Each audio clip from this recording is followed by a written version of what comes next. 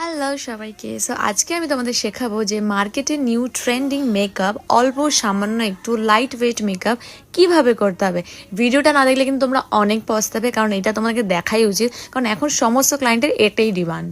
So প্রথমে আমরা use করে নিলাম পিক্সি টোনার স্কিনটাকে টোনিং করার জন্য। তারপরে as a primer plus moisturiser একটা বেস আমরা ইউজ করছি, যেটা আমরা ববি ব্রাউনের ইউজ করেছি এখানে।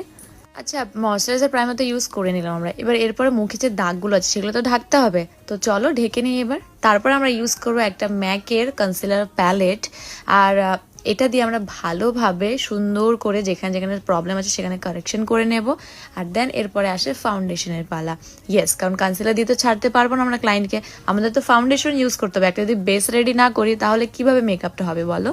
সো এখানে আমরা ইউজ করছি ডলস এন্ড গাবানার ফাউন্ডেশন। দেখতে পাচ্ছি একটা ফুল কাভারেজ ম্যাটিফাইন ফাউন্ডেশন, কিন্তু এটা দিয়ে কিন্তু আমি গ্লসি একটা ডিউই লুক করব।